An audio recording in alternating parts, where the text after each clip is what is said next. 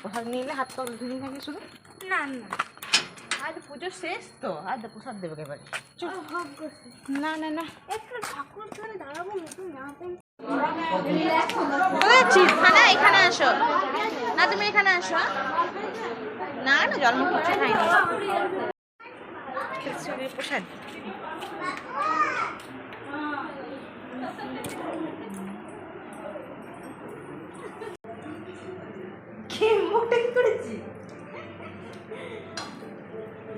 Hello everyone, তোমরা সব কেমন আছো? আশা করি ভালো আছো, আর আমি ভীষণ ভালো আছি। আর আজকে আমাদের গ্রাম দেবতার পুজো আছে, তাই সেই জন্য সকাল সকাল উঠেছি। আর সকাল সকাল বিশেষ করে আমাকে আজকে উঠতেই হয়েছিল, কারণ আজকে সকালে আমার মেয়ের স্কুলে পরীক্ষা ছিল। তো এখন তো আমার মেয়ের পরীক্ষা চলছে, তো আজকেও পরীক্ষা আছে। তো সেই জন্য মেয়েকে তো সকাল সকাল একেবারেই মানে কি 4:30 পৌনে 5টার সময় উঠেছিলাম। তো মেয়ে যায় 5:30টার সময়, তো সেই জন্য আমাকে আগে উঠতে হয়, উঠে রেডি করতে হয় মেয়েকে। এখন মেয়ে বড় হয়ে গেছে, ও নিজে নিজে সমস্ত কিছু করে নিতে পারে, তো সেই জন্য আমার অনেকটা হেল্প হয়। কিন্তু খাবার টাবারগুলো তো দিতে হয় ওকে, দুধ হরলিক্স বানিয়ে দিতে হয় আর দিতে হয়। তারপর আজকে আবার টিফিনও নিয়ে গেছে, তো পাউরুটি আর জ্যাম দিয়ে দিয়েছিলাম, কারণ আজকে স্কুলে ও খাবার খাবে না।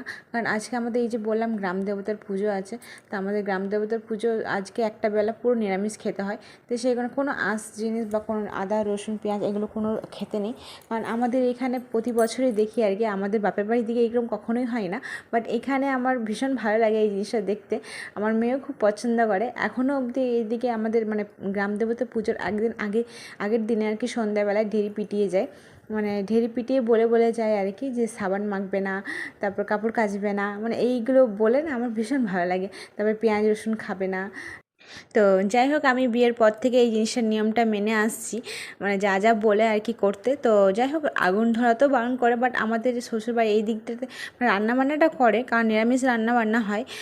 তো অ্যাকচুয়ালি গ্রাম দেবতার পুজোতে রান্নাবান্না মানে আগুন ধরাতেই না, এটা আমিও শুনেছিলাম। বাট আমাদের এখানে সবাই রান্নাবান্নাটাও করে, ওই জন্য রান্নাটা করি। আর এমনি সাবান মাখি না, কাপড় কাচি না, কাপড় এমনি জল দিয়ে ধুয়ে দিই। তো যাই হোক, এইটা তো আমি প্রতি বছরে এই নিয়মটা মেনে আসছি। তো এখনও আমার শ্বশুর মা তো আগে থেকেই এই নিয়মগুলো পেলে এসেছে, আর আমি বিয়ের পর থেকে নিয়মটা মানছি আর কি। তো যাই হোক, ভীষণ ভালো লাগে। একটা একটা বেলা আর কি, একবেলা মানে নিরামিষ খেতে হয়। ওই বেলাতে পাঠা পড়ে, যেখানে পুজো হয়, মানে আমাদের ওইখানে একটা বড় মন্দির আছে, তো ওই বড় মন্দিরই পুজোটা হয়। তো ওইখান থেকে আমাদের আসে আর কি চাঁদা নিতে, তো নিয়ে যায়। তো ওইখানে সব চাঁদা দিয়ে পরে একটা পাঠামাঠে পরে হয়। তো আমাদের নিজেদের মন্দিরে ওইটা হয় না, বলি টলি আমাদের মন্দিরে হয় না, একেবারেই হয় না। মুরগি বলি হয় না, পাঠা বলি হয় না, কিছু। আমাদের এখানে আমাদের যে নিজস্ব যে মন্দিরটা, সেই মন্দিরে পুরো বলি বন্ধ, আমাদের এখানে হয় না, বাট ওই বড় মন্দিরটাতে হয়। তো সেই কারণে টাকা নিয়ে যায়, 400-500 যেরকম যার যেরকম জোটে আর কি, সেরকমই দেয়।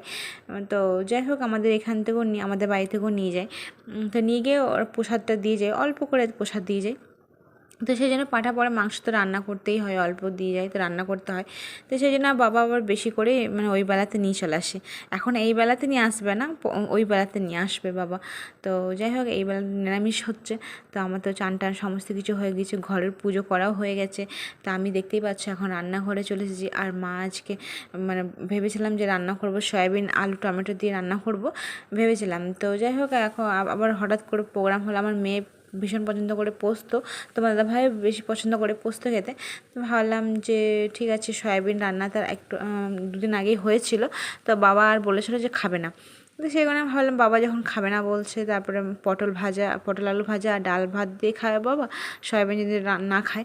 তো ভাবলাম ঠিক আছে, তার আমার মেয়ে ভীষণ পছন্দ করে পোস্ত খেতে। তো সেই জন্য ভাবলাম আলু পোস্ত করব, আর আলু পটল ভাজা করব, আর মা ওই ঘর দিকে মুগ ডাল লাউ দিয়ে করবে, আর আমি এদিকে পটলগুলো ভেজে নেবো আর আলু পোস্তটা করে নেবো। তো রান্নাটা ঝপ করে হয়ে যাবে, কারণ যেহেতু আজকে আমাদের নিজেদের মন্দিরও পুজো আছে, তো সেখানেও যেতে হবে।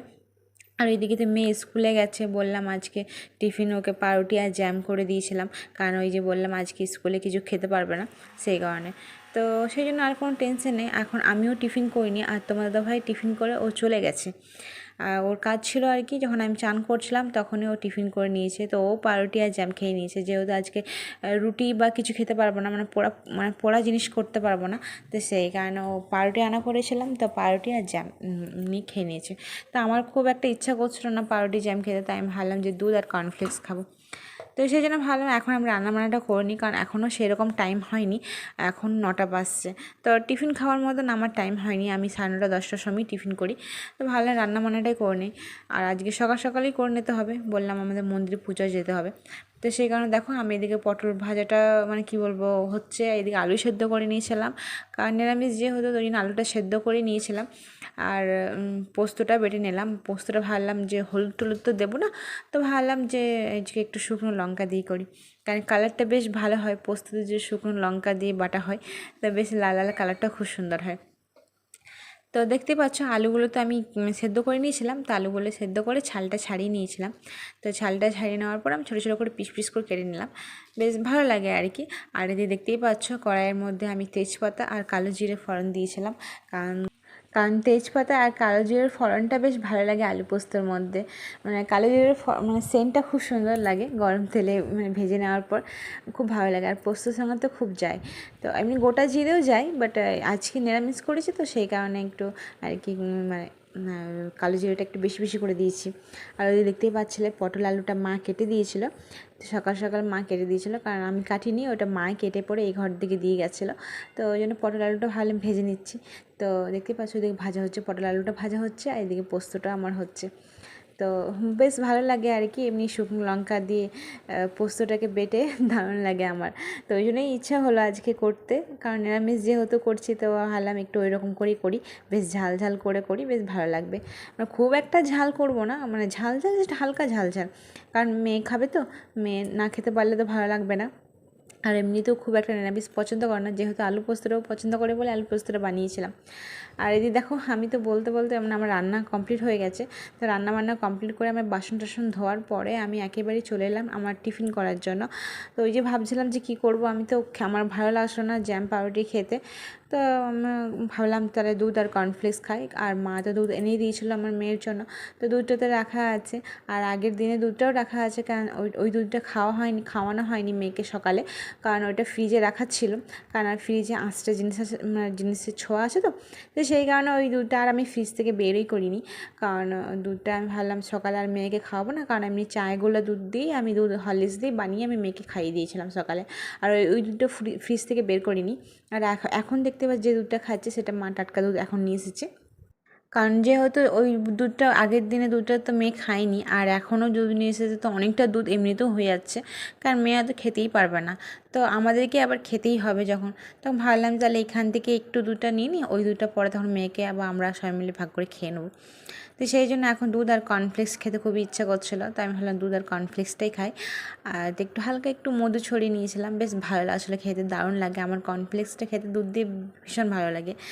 তো খেলাম, আর দুটো পাউরুটি নিয়েছিলাম আর কি, একটু জ্যাম মাখিয়ে, বেশি খুব একটা ভালো লাগে, কারণ জ্যামটা প্রচুর মিষ্টি, এত মিষ্টি মানে কী বলবো। আর সত্যি কথা বলতে একটু বেশি বেশি আমি নিয়ে ফেলেছিলাম মনে হচ্ছিলো, আর খুব মুখটা পুরো মিষ্টি হয়ে গেছিলো আমার। তো যাই হোক ওটা টিফিন করার পর এখন দেখতেই পেলে আমাদের নিজেদের যে মন্দির আর কি, সেই মন্দিরে পুজো হবে, তো সেই জন্য সকাল থেকে সব কিছু রেডি হচ্ছিলো, মানে প্রসাদ কাটানোর জন্য। আমাদের একটা কাকা শ্বশুর আছে, কাকা শ্বশুরই পুজো দেয়, একটা কাকা শ্বশুর আছে, একটা দাদু আছে। তো দাদু এখন শরীর খুব একটা ভালো না, সবসময় পুজো দিতে পারে না, মাঝে মাঝে দেয়। আর কাকা শ্বশুর এমনি যখনই পুজো হয় আর কি, আর এমনি প্রতিদিনই মানে সকালে দেয় পুজো টুজো, নিত্য পুজো প্রতিদিন একটা দেয়। আর এমনি যেহেতু পুজো টুজো থাকে সেদিনকে তো এমনি রেডি সব রেডি করার করে তারপর পুজো দেয় বড় করে। তো সেই জন্য আজকে তো আমাদের নিজেদের গ্রাম দেবতার পুজো, যখন তো আমাদের নিজেদের তো ঘরে একটা পুজো দিতেই হবে নিজেদের মন্দিরে, সেদিন নিজেদের মন্দিরে পুজো দিতে এসেছি। তো এখন দেখতেই পাচ্ছ এদিকে মেয়েকে যে স্কুলের গাড়ি মানে কি চলে এসেছে, তো সেই জন্য পরীক্ষা হয়ে গেছে আমার মেয়ের। তো এদিকে আমার তো সমস্ত কিছু কাজটা হয়েছিল, তো মেয়েকে আমি আনতে যাচ্ছিলাম, মা আর আমি রাস্তায় যাচ্ছিলাম, তাকে আমি তো মন্দিরে ছিলাম, কারণ ডাইরেক্ট তো ঘর থেকে বেরিয়ে মেয়েকে আনতে চাইনি, আমাদের নিজেদের মন্দিরে ছিলাম, তো মন্দির থেকে আনতে গেছিলাম মেয়েকে।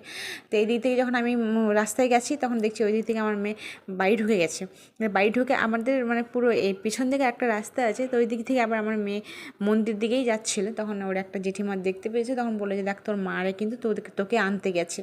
তো সেই জন্য ও রাস্তার মধ্যে যখন গেছে তখন দেখতে পেয়েছে আমাদেরকে, আর আমিও তারপর আবার দেখতে পেলাম। যাই হোক তাড়াতাড়ি করে আবার মেয়েকে ঘরে নিয়ে এলাম, কারণ মন্দিরে তখন পুজো অলরেডি মানে হয়ে গেছে আর কি, মানে কমপ্লিট হয়ে এসছে। তো তাড়াতাড়ি করে আবার মেয়েকে ঘরে নিয়ে গিয়ে আবার দেখতেই পাচ্ছি একেবারে চান টান করে আমি মন্দিরে মেয়েকে নিয়ে চলে এসেছি। জাস্ট মানে কি বলবো, আমি 5 মিনিটের মধ্যে সমস্ত কিছু করেছি, কারণ যেহেতু আজকে সাবান মাখতে পাবো না, শুধু জল ঢালতে হবে। তো সেই কারণে আমি স্কুলের ড্রেসটা মানে খুলে আর কি তাড়াতাড়ি করে বাথরুমে ঢুকে একবারে পুরো মাথা থেকে পা অবধি জল ঢেলে একবারে মাথা ফাথা মুছে আর করে একেবারে ড্রেস পরিয়ে মন্দিরে চলে গেছিলাম। কারণ স্কুল থেকে এসেছিলো, স্কুলে বাথরুম ফাথরুম ঢুকেছে আর করেছে, ধরুন সেই জন্য আমি মানে বাথরুম ঢুকুক বা না ঢুকুক, কিন্তু আমার মনে হয় একটু পরিষ্কার পরিচ্ছন্ন করে যাওয়াই ভালো মন্দিরে। তো সেই জন্য আবার মন্দিরে তাড়াতাড়ি করে চান টান করে একেবারেই আমি মেয়েকে নিয়ে গেছিলাম। তো পুজো টুজো হয়ে গেছিলো, প্রসাদ টসাদ দিয়েছিলো, তারপরে আবার বাড়ি ফিরে এলাম। তো তারপরে মেয়েকে তো কিছু খাওয়াতে হবে, তো সেই জন্য দেখতেই পাচ্ছ এদিকে আলু পোস্ত ভাত মাখিয়ে দিয়েছি আর মেয়ে ভালোভাবেই খাচ্ছে। তো যাই হোক, আমার ভিডিওটা এই পর্যন্ত। তোমাদের যদি ভালো লাগে তো অবশ্যই জানাবে কেমন